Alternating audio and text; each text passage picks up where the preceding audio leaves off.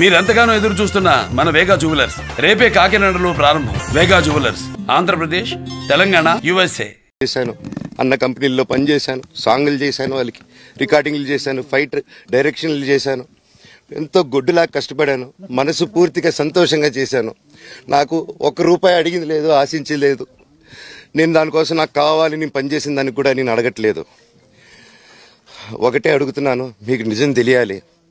అందుకోసమే ఏంట్రా వీడు అన్ని బయట పెడుతున్నాడు అనుకోవచ్చు, కానీ ఈరోజు నాకు భార్య పిల్లలు ఉన్నారండి. ఈరోజు నేను నిలబడకపోతే రేపు నా కొడుకు పెద్దోడైన తర్వాత, కూతురు పెద్ద అయిన తర్వాత వాళ్ళకి నేను సమాధానం చెప్పుకోలేను. నేను దొంగతనం చేసి వేరే వాళ్ళు కడుపులు కొట్టి నా పిల్లల మొహం నేను చూడలేను, ఆ కూడు నా పిల్లలకి పెట్టలేను. మా నాన్న నన్ను అలా పెంచలేదు, మా అమ్మ నన్ను అలా పెంచలేదు. మధ్యలో మా అమ్మ నలిగిపోతుంది. మా అమ్మని హాస్పిటల్లో అడ్మిట్ అయ్యారని చెప్పి నేను అబద్ధాలు ఆడారు. హాస్పిటల్కి వెళ్ళి చెక్ చేయించుకుంది అమ్మ. నువ్వు వెళ్ళిపోయి ఇంట్లో నుంచి, నువ్వు వెళ్ళిపోతే వీడిని చూసుకుంటావు మేమంటే, మేము మంచిగా మాట్లాడి పంపిస్తా అంటే నమ్మి ఆవిడ 3 రోజుల నుంచి దడదడగా ఉంటే వెళ్ళమ్మ అంటే. ఏజీకి వెళ్ళడం వాస్తవం చూపించుకొని ఇమీడియట్గా మా అన్నింటికి వెళ్ళిపోయి అన్నింట్లో పడుకున్నారు. మీకు ప్రతిదీ తెలుస్తుంది. ఈ రోజుల్లో ఏది దాచలేరు. మరి ఇంత క్యారెక్టర్ అసాసినేషను నేను చేయని దానికి చేశారు అని, నా భార్య వచ్చిన తర్వాత నేను చెడ్డోడినయ్యానని, అదే వాళ్ళ తల్లిదండ్రులు ఉండుంటే గమ్మునుంటారా అండి? ఈరోజు నేను గమ్మునుంటే ఎలా అండి? తనకి తల్లి అయినా తండ్రి అయినా అన్నీ నేనే అండి. ఈరోజు తను వాళ్ళ ఇంట్లో ఆధారపడదు, నేను మా ఇంట్లో ఆధారపడను. నేను నా సినిమాలు చేసుకుంటున్నాను. తను సొంతంగా ఒక టాయ్ కంపెనీ పెట్టుకుంది. లాక్డౌన్లో నా అహం బ్రహ్మాస్మి సినిమా మా ప్రేమ కోసం ఆపేసినప్పుడు నిర్దాక్షిణంగా నేను చెన్నైకి షిఫ్ట్ అయిపోయి ఈ ఊర్లో వద్దని మేము అక్కడ కూర్చొని, నేను మనోజ్ నువ్వు బొమ్మలు గీస్తావు కదా, కథలు రాస్తావు కదా, బొమ్మలకి ఆత్మనిర్భర్ అని నరేంద్ర మోడీ గారు ఇది అనౌన్స్ చేశారు. ఈ బొమ్మలు, నీకు బొమ్మలు ఇష్టం, పిల్లలు ఉన్నారు, మనమే క్రియేట్ చేద్దాం బొమ్మలు అంటే, లాక్డౌన్లో నేను డ్రాయింగ్లు చేసి కథలు రాసుకొని నా ఫ్రెండ్స్ దగ్గర కొంచెం అప్పులు చేసుకొని మేమే పెట్టుబడులు పెట్టుకుంటూ, నా ఫ్రెండ్స్ కూడా పెద్ద కష్టపడి వచ్చిన వాళ్ళండి. వాళ్ళకున్న కొంతలో నాకు పంచుకుంటూ, మమ్మల్ని కాపాడుకుంటూ, ఒకరినొకరు కాపాడుకుంటూ నిలబడి ఈరోజు మనీని నిలదొక్కున్నాం అండి. నేను నా భార్య, తను కష్టపడుతుంది. ఇప్పుడు కాశ్మీర్ నుంచి కన్యాకుమారి వరకు ఓన్లీ తను, నేను, ఇంకొక 3-4 కలిసి దీన్ని ఇంత దూరం తీసుకొచ్చామండి. ఈరోజు నేను మళ్ళీ సినిమాలకు వచ్చేసాను. అందుకే ఈరోజు నేను నిలబడపోతే ఇది నా పిల్లలకి చెప్పేది కరెక్ట్ కాదు, ఎవరికి కరెక్ట్ కాదు. ఇన్నాళ్ళు గమ్మునున్నాను ఓకే, కానీ వాళ్ళ నాన్న ఆస్తుల కోసం కొట్లాడుతున్నాడా, మంచి కోసం నిలబడుతున్నాడా అనేది ఈరోజు మీకు సాయంత్రం వచ్చిన ప్రూఫ్స్ అన్ని వదులుతాను. మా నాన్న మీద గన్ను పెట్టి కాల్చే వినయ్కి, మా అన్నకి సాయంత్రం ప్రతిదీ చెప్తాను. చెప్పాను కదండి వినయ్ అని, మా అన్న విష్ణు అని. అవునండి, నన్ను హాజరుపరచమన్నారు, 10:30కి రమ్మన్నారు. మీరందరూ చూశారు. నాకు మొన్న ఫస్ట్ రోజు తగిలి బాగా నొప్పి వచ్చింది, మెడ, కాలు. 3 వారాల క్రితం ఫైట్లో నాకు మజిల్ టైర్ అయింది, గ్రేడ్ 1 టైర్ రైట్ లెగ్లో. లెఫ్ట్ లెగ్లో మళ్ళీ దెబ్బలు తగిలాయి మొన్న. సో అందుకే కొంచెం బ్యాలెన్స్ ఇది ఉంది. మందులు హెవీ మెడికేషన్ ఇచ్చారు, హెవీ ప్యాచ్ కూడా వేశారు నాకు. దానివల్లే కొంచెం నడుస్తున్నాను. అండ్ ఇప్పుడు అందుకే రిక్వెస్ట్ చేసుకొని, సార్ నాకు కొంచెం టైం ఇవ్వండి, పాప ఉంది, సెటిల్ చేసుకొని నేను వస్తాను సార్, కొంచెం సెట్ చేసుకొని అని పోలీసుల గారికి రిక్వెస్ట్ చేసుకొని ఇప్పుడు బయలుదేరుతున్నాను. సార్ దాని గురించే సార్ చెప్పాను. మద్యానికి బానిసై ఇలా ప్రవర్తిస్తున్నాడు, అందుకే నేను మనోజ్ విషయంలో సీరియస్ గా ఉన్నాను అని చెప్తున్నాను. సార్ మద్యానికి బానిసై ఎవరిని కొట్టాను సార్? నా పిల్లల్ని కొట్టానా, నా భార్యను కొట్టానా, మా అమ్మని కొట్టానా, మా నాన్నని కొట్టానా? ఇవన్నీ నీ మద్యానికి బ్యాలెన్సే, అందరినీ కొడుతున్నాను, పనులు కొడుతుంటే సీసీటీవీలు తెప్పిండి సార్. అది దొంగతనం చేసింది నేను కాదు సార్, అది తెప్పిండి సార్ అంతా. అప్పుడు మాట్లాడదాం సార్, మనోజా ఎవరా అని చెప్తానండి. నాకు ఇంకా కొంచెం క్లారిటీ రావాలి. కమిషనర్ ఆఫీస్కి వెళ్తాను, వాళ్ళని కలుస్తాను, రిక్వెస్ట్ చేసుకుంటాను, మాట్లాడుకొని వాళ్ళు ఏం చెప్తారు. 5:30కి మాట్లాడతానన్న. థ్యాంక్స్ రంజిత్ అన్న, ఇంకా అన్న సారీ అన్న, సూర్యమన్న సారీ అన్న. ప్రస్తుతం చూస్తున్నాం మనోజ్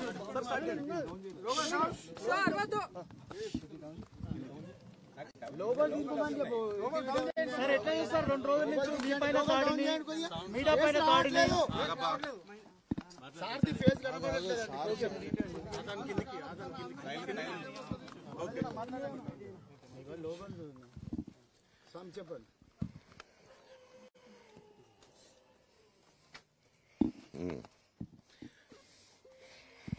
ఇలాంటి రోజు వస్తుందని ఊహించలేదండి.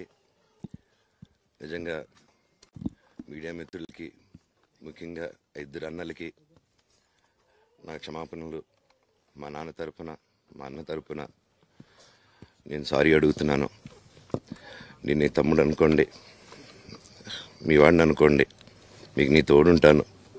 మీకు ఏదున్నా నాకు ఫోన్ చేసేదానికి నేను ఇప్పుడు ఒక్క కాల్ దూరంలోనే ఉంటాను. I will always be there to support you and your family. And I'm sorry, నా కోసం సపోర్ట్ చేసేదానికి వచ్చి మీకు ఇలా జరగడం నాకు చాలా బాధగా ఉంది. నా భార్య పేరు లాగుతున్నారు, 7 నెలల కూతురు పేరు లాగుతున్నారు. నేనేం అడగలేదు, సొంత కాళ్ళ మీద పనిచేస్తున్నాను. మా ఆవిడ కూడా వాళ్ళ ఇంటి వైపు ఏ డబ్బు తీసుకురాలేదు, వాళ్ళ ఇంట్లోనూ డబ్బు అడగలేదు, నేను అడగలేదు, ఆస్తి అడగలేదు. మా ఆవిడ 7 నెలలు గర్భవతిగా ఉన్నప్పుడు తనకి 7 నెలలు ఉన్నప్పుడు మా అంకుల్ వాళ్ళు ప్రతి ఒక్కరూ 7 నెలలు కాదు 7 నెలలు తను ప్రెగ్నెంట్. మా అంకులు విజయవాడలో ఉంటారు. అండ్ ఇక్కడ కొంతమంది అంకుల్ నాన్నగారు బాగా క్లోజు. మనోజ్, నువ్వు ఎన్నో సంవత్సరాలు ఇంటి బయటగా ఉన్నావు, నీ సొంతంగా ఉన్నావు. మీ నాన్నగారు అమ్మగారు ఒకరే ఉన్నారు.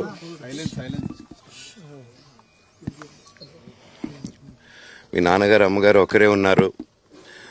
మీ అన్న ఏమో దుబాయ్కి షిఫ్ట్ అయిపోయాడు ఫ్యామిలీతో. మీ వైఫ్ ప్రెగ్నెంట్గా ఉంది, తనకి తల్లిదండ్రులు లేరు. తనకి ఇప్పుడు మీ అమ్మ అవసరం ఉంది, పెద్దోళ్ళు అవసరం ఉంది. నువ్వు అక్కడే ఎలా చూసుకుంటావు అంటే, నాకు ఆ రోజు మా భార్య కూడా ఒకసారి వాళ్ళు అన్నీ చెప్తున్నారు కదా, ఎందుకండి ఒకసారి వినండి అంటే, సరేమ్మా నీకోసం వస్తాను అని చెప్పి మళ్ళీ తిరిగి రావడం జరిగింది.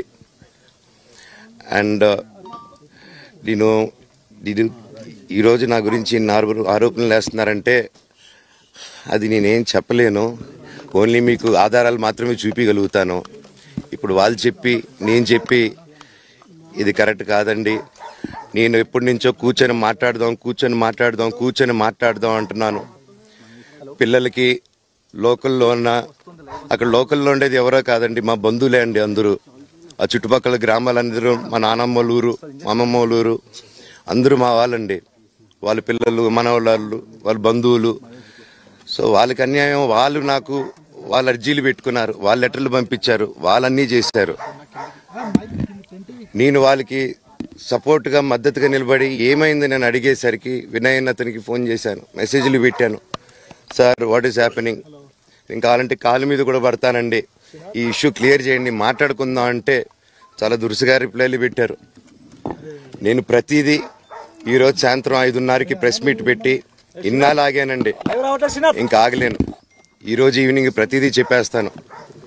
ఆ రోజు నేను పోలీసు సపోర్ట్ అడిగినప్పుడు స్టేషన్కి 100కి ఎందుకు ఫోన్ చేశాను, ఆ 100 దగ్గర నుంచి నేను పర్మిషన్ ఇస్తున్నాను, నాకు ప్రాబ్లం లేదు, మీరు ఒప్పుకుంటే మీరు మీ వల్ల అయితే 100లో నేను ఏం మాట్లాడానో మీరు తీసుకొని వినండి. ఆ రోజు ఆ మూమెంట్లో జరిగిన మూమెంట్లో మాట్లాడాను. ఇంట్లో 10 బండ్లు ఉన్నాయి, అందరూ ఉన్నారు ఇంట్లో. మరి ఇన్ని బండ్లు ఉంటే ఇంట్లో ఎవరికైనా ఏదైనా అయితే కారుల్లో తీసుకెళ్తాం. ఆ రోజు 108 అంబులెన్స్ వచ్చింది మా ఇంటికి. ఈ విషయం ఎవరికైనా తెలుసా? పోలీసులు కూడా తెలుసు, అది ఎస్ఐ గారికి తెలుసు. అది బయటికి రాదు, కానీ రికార్డులో ఉంటుంది కదండి, అది కనుక్కోండి సార్ 108 ఎందుకు వచ్చిందని. అండ్ నిన్ను ప్రతిదీ నేను కొడుతున్నాను, ఇది చేస్తున్నాను అన్నారు కదా సార్, సీసీటీవీ కెమెరాలు తెప్పిండి సార్. నేను కిరణ్ని, విజయ్ని ఇమ్మీడియట్గా తీసుకొని యాక్షన్ తీసుకోండి, వాళ్ళే దొంగతనం చేశారని చెప్పాను. ఆ కిరణ్ నిన్న మా ఇంట్లో మొన్న చెప్తే నేను చూసుకుంటా అన్నారు. నిన్న మా ఇంట్లోనే తిరిగాడు. మా ఇంట్లోనే తిరిగి మా నానీస్ని బెదిరించి ఒక అమ్మాయి పారిపోయేలాగా చేశారు నిన్న. నా కూతురు బట్టలు ప్యాక్ చేసేదానికి ఇట్లా ప్రయత్నించాడు అతను. అప్పుడు నేను కంగారుగా అప్పుడు డీజీ ఆఫీసులకి వెళ్ళి భయం వేస్తుందండి పిల్లల జోలికి వెళ్తే, ఎవరికి ఇది. నేను అందుకే నాకు మా నాన్న దేవుడండి. ఈ రోజైతే ఏదైతే చూస్తున్నారో మా నాన్నని, ఇది మా నాన్న కాదండి. నేను అబద్ధాలు ఆడేవాడిని కాదు. నా గురించి మీరు ఎవరినైనా ఎంక్వైరీ చేసుకోండి, నా ఫ్రెండ్స్ని అడగండి. నాకు చిన్నప్పటి నుంచి ఉన్న స్నేహితులు ఒక్కొక్కరు వేరే వృత్తిలో ఉన్నారు. వాళ్ళు సొంతంగా కాళ్ళ మీద కష్టపడిన వాళ్ళే అండి. అండ్ నేను కూడా నా సొంతంగానే వచ్చాను, కానీ ఏ రోజు ఇది చేయండి అది చేయండి అని అడిగింది లేదు. అండ్ ప్రతిదీ నేను సాయంత్రం వచ్చి మీకు ఎక్స్ప్లెయిన్ చేస్తాను. దయచేసి కోఆపరేట్ చేయండి. థ్యాంక్ యూ మీరు అందరూ ఉన్నందుకు. విజయ్ అనే వ్యక్తి నిన్న అంత చెప్పిన తర్వాత కూడా మా ఇంట్లోనే నన్ను కొట్టేటప్పుడు అతని కారు ఉంది, వెనకాల నుంచి అలాగే వెళ్ళిపోయారు అందరు ఉండగానే. మీరు అతని కారు నంబరు, అతని సిగ్నల్ని దయచేసి ట్రాక్ చేయండి. అన్ని కంప్లైంట్లు పెట్టిన తర్వాత కూడా మా ఇంట్లో ఎందుకున్నాడు ఆ దొంగ? మీరు దయచేసి ఇది ఇమీడియట్ గా చేసుకోండి. నేను సాయంత్రం లోపల ఒకసారి మీరు అన్నారు ఇందాక మా నాన్న దేవుడు అని చెప్పి, చెప్తాను సార్. మా నాన్న మీ షోల్డర్ మీద గన్ను పెట్టి కాలుస్తున్నారండి, క్లియర్ గా కాలుస్తున్నారు. ఆయన నేను పనులు చేసుకుంటూ అన్ని రకరకాలుగా ఉన్నప్పుడు ఆయన బ్రెయిన్ వాష్ చేసుకొని నా వ్యక్తిగత జీవితంలో బయట పెట్టి నన్ను, నా వ్యక్తిగత జీవితం తప్ప అది కూడా నేనేం తప్పు చేయలేదండి. నేను ప్రేమించిన అమ్మాయిని పెళ్లి చేసుకున్నాను, ఆ అమ్మాయి కోసం పోరాడాను. దాంట్లో తప్పేంటంటే నాకు అర్థం కావట్లేదు. అండ్ ఈరోజు వచ్చి 10 మందికి నిలబడినప్పుడు నేను చెడ్డోడిని అయిపోయాను. ఎక్కడ సైన్ పెట్టమంటే పెట్టాను, రమ్మంటే వచ్చాను, పొమ్మంటే పోయాను.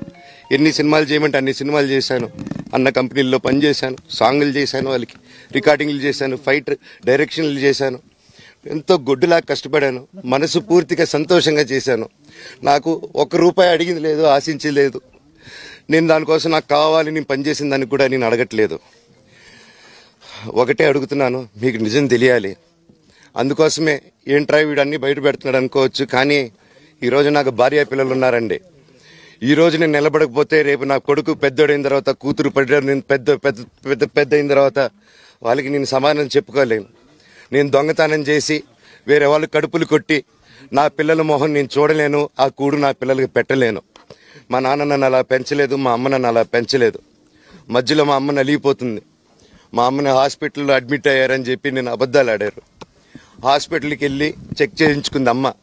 నువ్వు వెళ్ళిపో ఇంట్లో నుంచి, నువ్వు వెళ్ళిపోతే వీడిని చూసుకుంటావు మేమంటే, మేము మంచిగా మాట్లాడి పంపిస్తాం అంటే నమ్మి ఆవిడ 3 రోజుల నుంచి దడదడగా ఉంటే వెళ్ళింది ఇల్లమ్మ అంటే. ఏ ఏజీకి వెళ్ళడం వాస్తవం చూపించుకొని ఇమీడియట్గా మా అన్నింటికి వెళ్ళిపోయి అన్నింట్లో పడుకున్నారు. మీకు ప్రతిదీ తెలుస్తుంది. ఈ రోజుల్లో ఏది దాచలేరు. మరి ఇంత క్యారెక్టర్ అసాసినేషను నేను చేయని దానికి వచ్చేసారు అని, నా భార్య వచ్చిన తర్వాత నేను చెడ్డోడినయ్యానని, అదే వాళ్ళ తల్లిదండ్రులు ఉండుంటే గమ్మునుంటారా అండి? ఈరోజు నేను గమ్మునుంటే ఎలా అండి? తనకి తల్లి అయినా తండ్రి అయినా అన్నీ నేనే అండి. ఈరోజు తను వాళ్ళ ఇంట్లో ఆధారపడదు, నేను మా ఇంట్లో ఆధారపడను. నేను నా సినిమాలు చేసుకుంటున్నాను.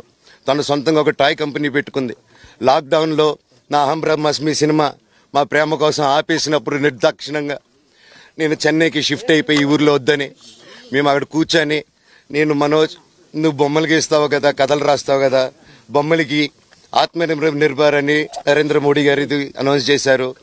ఈ బొమ్మలు, నీకు బొమ్మలు ఇష్టం, పిల్లలు ఉన్నారు, మనమే క్రియేట్ చేద్దాం బొమ్మలు అంటే, లాక్డౌన్లో నేను డ్రాయింగ్లు చేసి కథలు రాసుకొని నా ఫ్రెండ్స్ దగ్గర కొంచెం అప్పులు చేసుకొని మేమే పెట్టుబడులు పెట్టుకుంటూ, నా ఫ్రెండ్స్ కూడా పెద్ద కష్టపడి వచ్చిన వాళ్ళండి, వాళ్ళకున్న కొంతలో నాకు పంచుకుంటూ మమ్మల్ని కాపాడుకుంటూ ఒకరినొకరు కాపాడుకుంటూ నిలబడి ఈరోజు మనీ నిలదొక్కున్నాం అండి. నేను నా భార్య, తను కష్టపడుతుంది. ఇప్పుడు కాశ్మీర్ నుంచి కన్యాకుమారి వరకు ఓన్లీ తను, నేను, ఇంకొక 3-4 కలిసి దీన్ని ఇంత దూరం తీసుకొచ్చామండి. ఈరోజు నేను మళ్ళీ సినిమాలకు వచ్చేసాను. అందుకే ఈరోజు నేను నిలబడపోతే ఇది నా పిల్లలకి చెప్పేది కరెక్ట్ కాదు, ఎవరికి కరెక్ట్ కాదు. ఇన్నాళ్ళు గమ్మునున్నాను ఓకే, కానీ వాళ్ళ నాన్న ఆస్తుల కోసం కొట్లాడుతున్నాడా, మంచి కోసం నిలబడుతున్నాడా అనేది ఈరోజు మీకు సాయంత్రం వచ్చిన ప్రూఫ్స్ అన్ని వదులుతాను. మా నాన్న మీద గన్ను పెట్టి కాల్చే వినయ్కి, మా అన్నకి సాయంత్రం ప్రతిదీ చెప్తాను. చెప్పాను కదండి.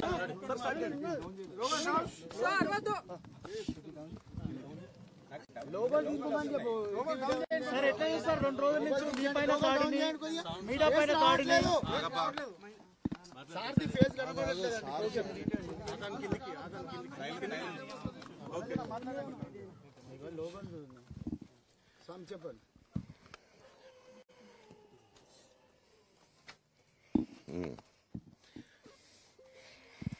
ఇలాంటి రోజు వస్తుందని ఊహించలేదండి. నిజంగా మీడియా మిత్రులకి, ముఖ్యంగా 2 అన్నలకి నా క్షమాపణలు. మా నాన్న తరపున, మా అన్న తరపున నేను సారీ అడుగుతున్నాను. నేను నీ తమ్ముడు అనుకోండి, మీ వాడిని అనుకోండి, మీకు నీ తోడుంటాను. మీకు ఏదున్నా నాకు ఫోన్ చేసేదానికి నేను ఇప్పుడు ఒక్క కాల్ దూరంలోనే ఉంటాను. I will always be there to support you and your family. And I'm sorry, నా కోసం సపోర్ట్ చేసేదానికి వచ్చి మీకు ఇలా జరగడం నాకు చాలా బాధగా ఉంది. నా భార్య పేరు లాగుతున్నారు, 7 నెలల కూతురు పేరు లాగుతున్నారు. నేనేం అడగలేదు, సొంత కాళ్ళ మీద పనిచేస్తున్నాను. మా ఆవిడ కూడా వాళ్ళ ఇంటి వైపు ఏ డబ్బు తీసుకురాలేదు, వాళ్ళ ఇంట్లోనూ డబ్బు అడగలేదు, నేను అడగలేదు, ఆస్తి అడగలేదు. మా ఆవిడ 7 నెలలు గర్భవతిగా ఉన్నప్పుడు తనకి 7 నెలలు ఉన్నప్పుడు మా అంకుల్ వాళ్ళు ప్రతి ఒక్కరూ 7 నెలలు కాదు 7 నెలలు తను ప్రెగ్నెంట్. మా అంకులు విజయవాడలో ఉంటారు. అండ్ ఇక్కడ కొంతమంది అంకుల్ నాన్నగారు బాగా క్లోజు. మనోజ్, నువ్వు ఎన్నో సంవత్సరాలు ఇంటి బయటగా ఉన్నావు, నీ సొంతంగా ఉన్నావు. మీ నాన్నగారు అమ్మగారు ఒకరే ఉన్నారు.